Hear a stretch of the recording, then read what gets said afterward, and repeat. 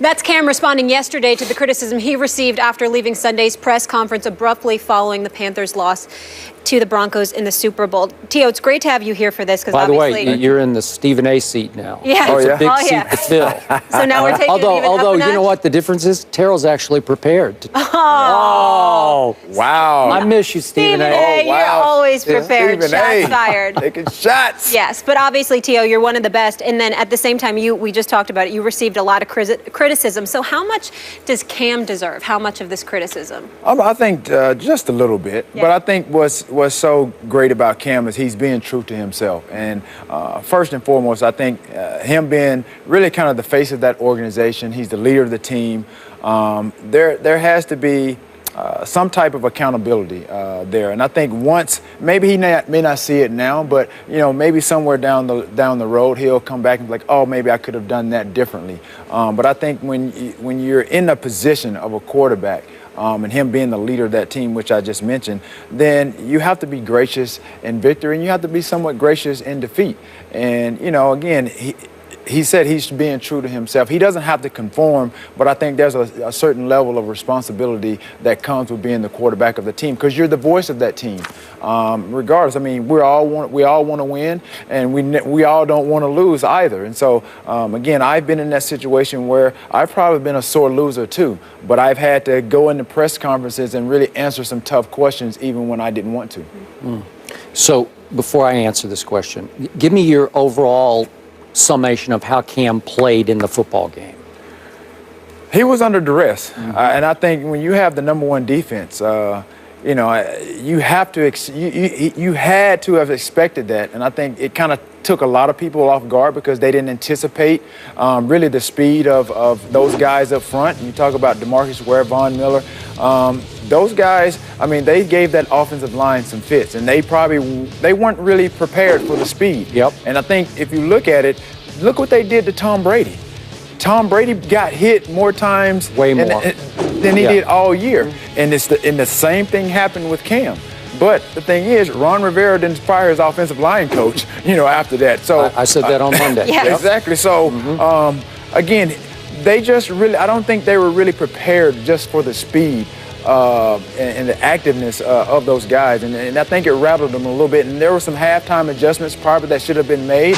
And it wasn't conducive for Cam. And I think there should have been more runs designed for him, especially when you have that rush, coming upfield so fast. Then, I heard, a lot of people say about screens and things of that nature. But I mean, there could have been some quarterback draws. There could have been some other things. I agree. To really kind of slow down that rush. I think that's a legitimate excuse. And speaking of wide receivers, I think it's a legit excuse.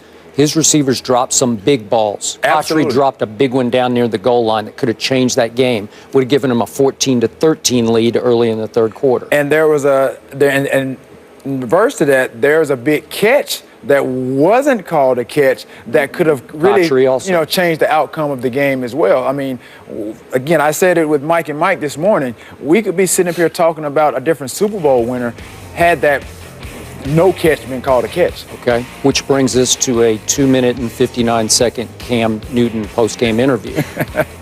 Right. I told Stephen A. on Monday I had mixed emotions about it. And the more I think about it, the more I'm on Cam's side here on this one, because I love that quote. I agree with that. Show me a good loser, and I'll just show you a loser. Right. I cannot tell you how many locker rooms or post-game media sessions I've been in with sore losers. How can I condemn that? I mean, Bill Belichick's a sore loser. He's even a sore winner. Like he won't even talk when he wins, right? Yep. And I can give you a lot of coaches. Saw one last night on TNT. Greg Popovich, he will barely speak between quarters. That was pretty funny. And it's funny. Now everybody laughs at him like he's lovable old Pop, but it's kind of disrespectful. Sometimes it's just kind of demeaning to the poor interviewer who's just trying to do his or her job, right? We've been there. Okay, so we got all those going on, but in this case, come on, Cam. Okay, I get it. Even Stephen A. was hard on him, man. Like you got to, as the leader of the team, you got to sit there and suck it up and just answer all the questions. Right. Tom Jackson on our network said, I lost 2 Super Bowls. I stood there for like an hour after the game until the last question got asked because it's what you do. It's what you're supposed to do. I still don't have a huge problem with that because I think he was devastated. I think he got blindsided by what happened. I don't think he saw the rush come. Literally, yeah, figuratively. literally. He literally got blindsided. So I look at his game, and I have only 2 issues with his game. The first sack that changed the game, you could say that was the turning point, is the Von Miller sack. It's not a blind side, it's a front side sack. And he's looking and he sees him, but he says, I can get rid of this ball, but he misjudges the speed coming at him. And Vaughn is on top of him like, boom, like that, and takes the ball out of his hand. Well, that's unforgivable. You can't do that. That's surprising in itself, right? Especially when we've seen him, at the goal line dive, and he has the ball in one hand. That's a good point. And I'm like, man, that's, that ball could be knocked out, but he holds on to it. So that was more surprising to me that he had 2 hands on the ball and Von Miller stripped it from him. Okay, so that's a mistake. You can't, not that you forgive and forget, but you can't forgive that one in a football context because this is the Super Bowl, man. Right. Okay, now let's flip it all the way to the end of the game. 4 minutes left, 4:04, and it's 3rd and 9. And I thought, to that moment, I thought Cam was still going to be the MVP because I thought when they got the ball with 4:40-something left, that he was just going boom, boom, boom and make some plays, maybe with his legs if he had to, and he was still going to be the MVP and they were going to win because they were down 16-10. Yeah, 16-10. So it could have been 17-16. Absolutely. Storybook finish. Absolutely. Beautiful. 3rd and 9, Von Miller gets loose around the back, knocks the ball loose, and it's the football game is literally bouncing on the ground. The Super Bowl, it's right there for Cam to save. So Terrell Owens is going to go after the football. Now, you're not a quarterback, but you're going to go after the football, and you will give up your body to go after the football. This is it. This is sink or swim. This is your first Super Bowl, and who knows? I don't know if he'll get back. I think he'll get back to several, but he might not because a lot of guys just don't for whatever reason. Maybe not his fault. But the football's on the ground, and if you recover it, you get to punt the football. And there's 4:04 left in the game, and your defense is killing Denver, right? Peyton's offense. They can go nowhere. So the odds are you're going to get one last hurrah with 2 minutes left or whatever it ends up being. So you could just see Cam flinch for a second, like, and TJ Ward of the Broncos said yesterday that, oh, maybe he's saving his body for next year. It was don't risk injury. Cam said yesterday, I didn't want to risk getting hurt.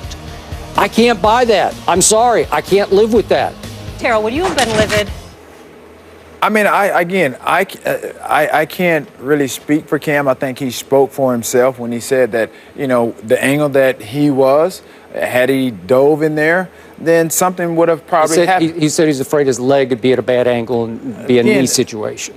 Again, Super Bowl. It's the Super Bowl. Yeah, I mean, I may have had a problem with it. Like I said, that's not my place to say. But again, initially when I saw that he didn't go for it, I didn't know if he kind of thought that it was, he had attempted a pass. Yeah, I thought that. And because it kind of was just a forward pass. Right, yeah. a forward pass. And I think he just kind of just froze for a second. Then when everybody kind of reacted, then he just went after it then. So again, he gave his explanation. I can only take a man for his word. But again, when I saw it, I thought he was, kind of confused as to if he was throwing a forward pass and it may have been incomplete.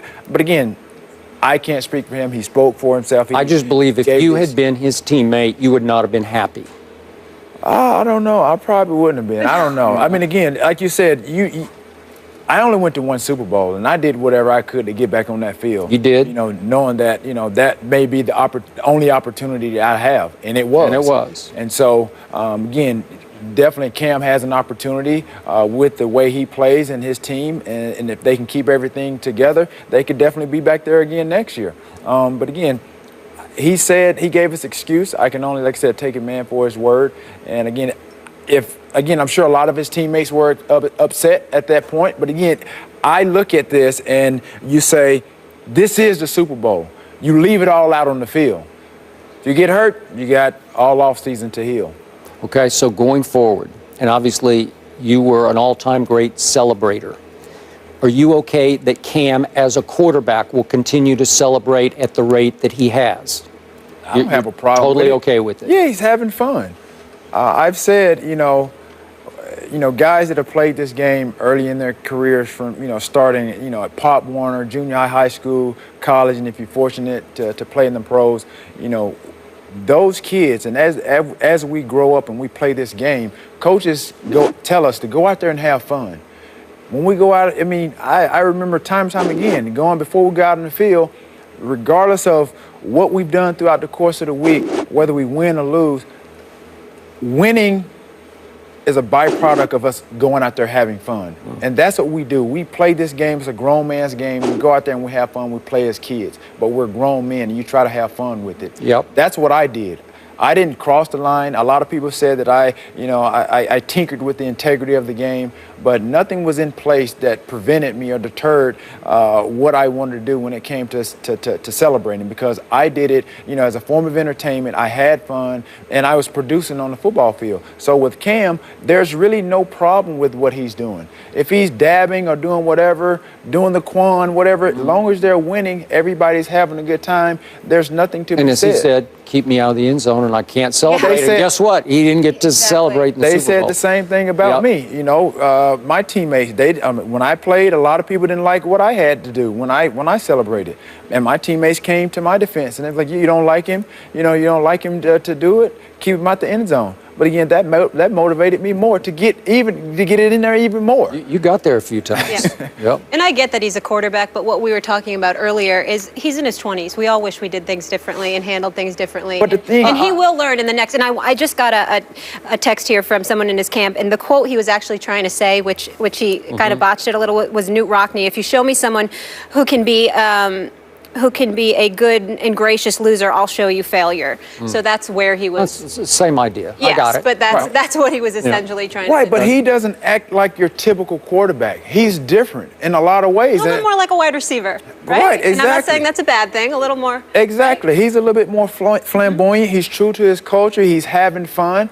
And again, he's not acting as your typical quarterback in certain situations. And I don't have a problem with it. He's being different. I think he'll learn from it, but I think he needed to dive on that ball. Just me.